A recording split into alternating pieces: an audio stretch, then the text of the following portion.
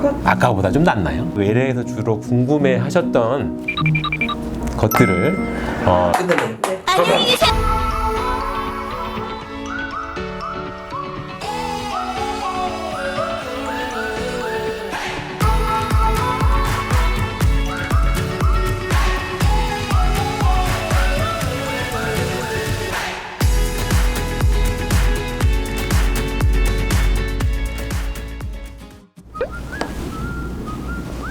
안녕하세요.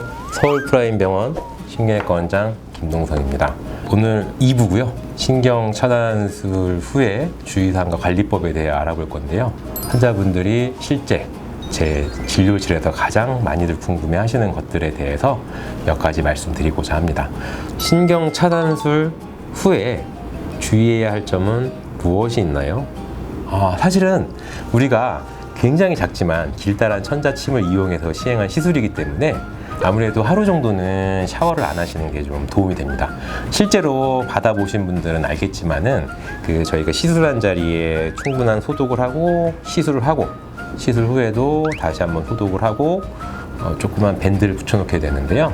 확률적으로는 감염이 될 확률이 높진 않겠으나 아무래도 좀 주의하셔야 되기 때문에 일반적으로 우리 주사 맞는 날 또는 예방접종하는 날도 하루 정도는 샤워 안 하시죠? 마찬가지로 이것도 샤워를 안 하시는 게 좋을 것 같습니다. 신경 차단술에 부작용이 있나요? 부작용. 그죠? 무섭죠? 부작용이 과연 무엇이 있을까? 우리가 흔히 가장 대표적으로 알려진 부작용은 알레르기 반응입니다. 아무래도 다양한 약제를 혼합해서 사용하기 때문에 피부의 소양감, 간지러움증이죠. 그 외에 국소 발적, 붓는 것 같은 거라든지 아니면 구역감이나 어지러움 같은 것들이 발생할 수 있다고 되어 있고요.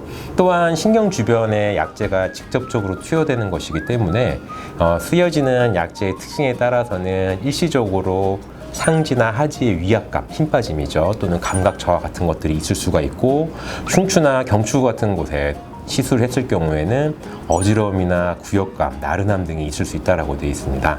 그래서 이제 그러한 부작용이 있을 때 넘어진다거나 낙상의 위험성 뿐만 아니라 급성 알레르기 반응에 의한 호흡곤란 같은 것들이 있기 때문에 저희가 보통은 시술을 한 이후에 약 15분에서 30분 정도 병원에 머물다 갈 것을 갖다가 권유드립니다. 그래서 이런 부작용이 바로 나타나는 것도 있고 천천히 나타나는 것도 있기 때문에 보통은 병원에서 지켜보게 되고요.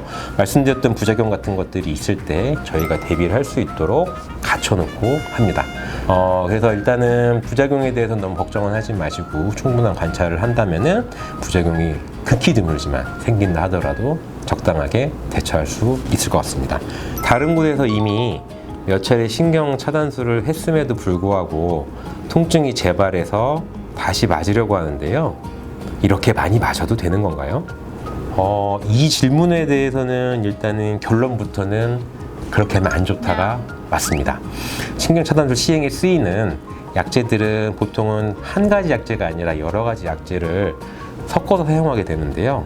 문제는 이전에 이 병원, 저 병원에서 이런 신경 차단술을 했을 때 그 병원에서 정확하게 어느 위치에 어떤 종류의 약을 얼마나 사용했는지 알 수가 없다는 것이고, 그러한 약들 중에서는 우리가 상당히 주의해야 될 스테로이드, 즉 부신피질 호르몬이라는 약도 있습니다. 단순히 소염 효과뿐만 아니라 전신에 미칠 수 있는 효과가 어마어마하고, 특히 당뇨병 환자 같은 경우에는 혈당을 급격하게 올릴 수 있는 약제이기 때문에 가급적이면은 이 병원이 좋다, 저 병원이 좋다 해서 지인들을 따라다니지 마시고 한 군데서 꾸준하게 좀 치료를 해볼 것을 권유를 드리고요. 그리고 일단은 여러 군데서 이미 했을 경우라고 한다면은 최소한 타 병원에 가셨을 때는 3주 정도의 시간차를 두고 맞는 것이 그래도 안전하다라고 판단이 됩니다. 저희가 여기에 쓸 수 있는 약들이 어느 정도는 컨센서스에 의해서 정해져 있는데요. 대부분의 약들이 3주 이내에는 몸 안에서 활동을 끝냅니다. 이사라든지 거동의 불편감 때문에 어쩔 수 없는 경우에는 충분히 그 의사에게 과거 본인이 시행했던 주사의 횟수라든지 혹시 알고 있다면 위치를 정확하게 말씀을 해주시고 아주 잘 상의한 후에 진행을 하는 것이 좋을 거라고 판단됩니다. 신경차단술은 신경을 막는 건가요? 아니면 제거하는 건가요? 사실 단어에서 오는 혼동 때문에 이런 질문들을 많이 합니다. 신경 차단이기 때문에 마치 어떤 외과적인 술기가 들어가는 것처럼 느끼지만 실제로는 저희가 신경 자체를 직접 건드리는 것이 아니라 신경 주변의 염증 물질이라든지 유착을 없애주는 것이어서 차단한다는 의미는 화학적으로 신경을 안정화시켜준다 라고 이해하시면 될 것 같습니다. 그래서 직접적으로 바늘이 찌르거나 자르거나 하는 것은 아니니까 크게 걱정을 안 하셔도 될 것 같습니다. 시술 후 증상은 언제쯤 회복될까요?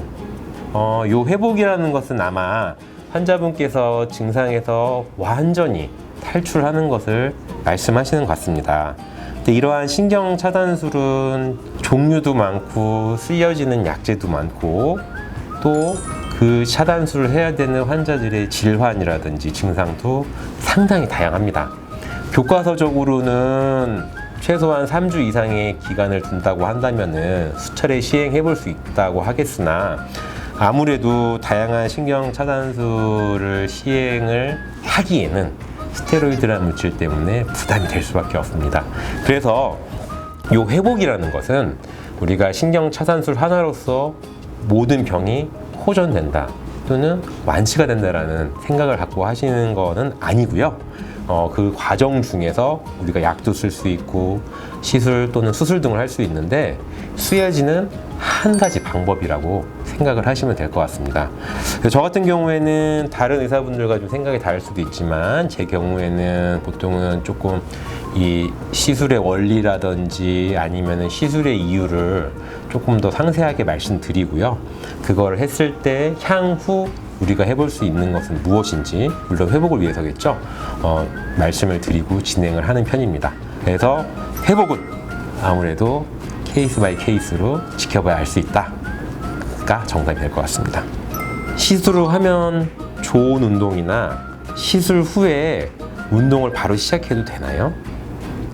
요즘 같은 경우에는 젊은 연령층, 물론 이제 연세가 많으신 분들도 마찬가지지만 본인 관리를 철저하게 하시는 편인데요.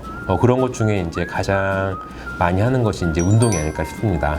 가벼운 평지 걷기에서부터 취미 생활로서 할 수 있는 사이클이라든지 피트니스 센터에서 가는 웨이트 트레이닝 또는 이제 요가나 필라테스 같은 것들이 있는데요.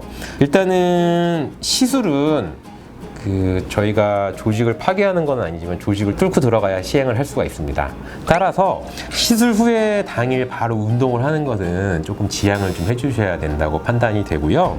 그리고 보통은 약에 대한 반응이라든지 이제 시술 후에 회복 기간은 사람마다 조금씩 다를 수 있기 때문에 하루 이틀 정도는 무리한 운동이라든지 일을 조금 멀리 하시고 운동이라든지 아니면 취미활동, 기존에 했던 것들이겠죠? 진행하시는 것이 조금 더 안전할 거라고 판단이 되고요. 대부분의 경우 신경 차단술 같은 경우에는 하루 이틀 정도의 기간을 말씀을 드리고 신경 성형술 같은 경우에는 한 레벨이냐 그것이 추간판 탈출증이 협착이냐 등에 따라서 보통은 약 3일에서 2주 정도의 휴식 기간을 갖길 권유드립니다. 이 역시도 이제 우리가 아무래도 시술할 때 어떤 변하는 모습이 있을 수도 있고 시술 후에 또 환자분께서 느끼는 다른 불편감이 있을 수가 있기 때문에 그 시술하는 의사와 충분히 상의를 통해서 결정을 하시는 게 맞을 것 같습니다. 시술 후 관리는 어떻게 해야 되나요? 이 관리라는 것은 일단은 가장 기본적인 것부터 시행을 하시면 될 것 같습니다. 우리가 상식적인 선에서의 올바른 자세들 아시죠? 다리 꼬면 안 되는 것, 짝다리 짚으면 안 되는 것, 소파에 늘어져 앉으면 안 되는 것, 다 알고 있지만은 그동안 지키지 못했던 것들, 그런 것부터 단계적으로 고쳐나가는 것이 1번이라고 할 수 있겠고요. 어느 정도 시술을 통해서 통증이 제거가 되었다고 한다면은 그 통증이 사라진 것을 토대로 해서 단계적인 운동들, 예를 들어서 평지 걷기를 하루에 30분 이상, 일주일에 4회 이상만 한다 하더라도 충분히 운동 효과를 누릴 수가 있습니다. 그런 것들 뿐만 아니라 집이 예를 들어 아파트라고 한다면은 계단 오르기, 계단 내려가기는 무릎 관절에 안 좋을 수가 있으니까 올라갈 때는 오르기를 좀 시행을 하시고 내려올 때는 반드시 엘리베이터나 에스컬레이터를 이용하시는 게 좀 좋을 것 같습니다. 그 외에 이제 조금 더 본인의 어떤 여건이 된다고 한다면은 피트니스 센터에 가서 적절한 운동을 배우신다든지 아니면은 뭐 요즘 코로나라 좀 어려울 수 있겠지만은 수영장에서 수영 같은 것을 배우는 것들 아니면은 본인 컨디션에 맞는 가벼운 요가 같은 것들을 하시는 것이 관리에 있어서 굉장히 큰 도움이 될 거라고 판단이 됩니다. 어찌되었던 이 치료라든지 치료의 방법, 쓰여지는 약제뿐만 아니라 관리까지 환자들 개개인의 특징에 맞춰서 진행을 해야 되고요. 그런 것들을 다 충분히 의사와 상의 후에 진행을 하시는 것이 제일 안전할 거라고 판단이 됩니다. 간단하게나마 외래에서 주로 궁금해 하셨던 것들을 알아보았는데요. 좀 충분한 대답이 되었으면 좀 좋겠다고 좀 바라는 바고요. 향후에도 추가적인 궁금함에 대해서는 질문을 받고 알려드릴 수 있는 시간을 마련해 볼 수 있도록 노력하겠습니다. 지금까지 두 번째 시간 김동성이었습니다.